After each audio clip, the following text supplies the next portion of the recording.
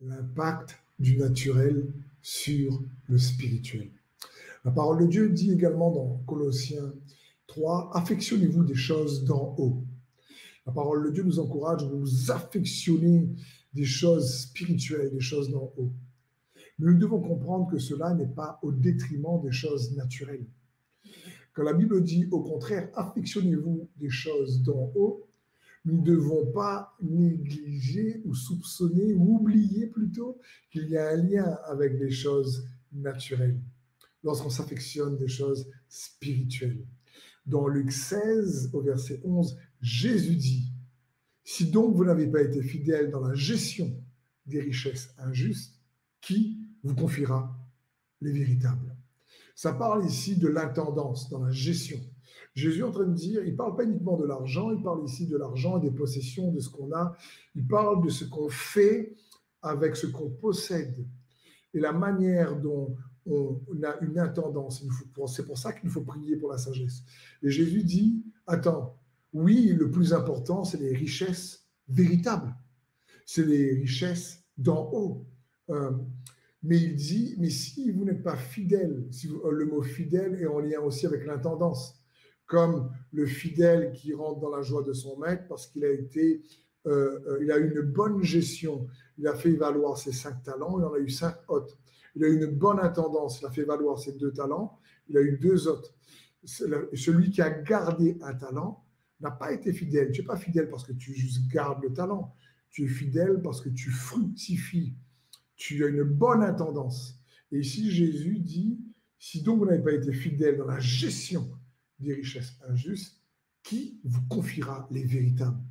Et je vous encourage à soupirer après les richesses véritables que Dieu a pour toi, que Dieu a pour moi. Il faut qu'on soupire après ça.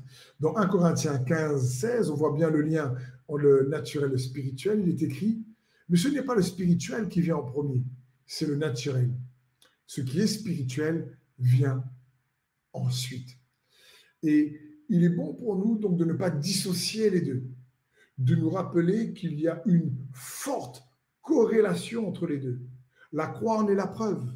La croix est un sacrifice qui s'est produit dans le naturel. Jésus était crucifié dans le naturel. Et il y a eu une bombe atomique qui a explosé à ce moment-là dans le spirituel, dans le camp de l'ennemi, pour notre délivrance à tous. Et il est bon donc de ne pas oublier, lorsqu'on s'affectionne des choses d'en haut, lorsqu'on recherche les choses, les richesses véritables, lorsqu'on veut les bénédictions spirituelles, de ne pas négliger, de dissocier avec ce qu'il y a dans le naturel. Écoute bien ceci. L'intendance de nos possessions dans le naturel révèle à quel point nous gérons nos pensées, nos ambitions, nos rêves, et révèle comment nous luttons avec nos convoitises. Relis s'il faut.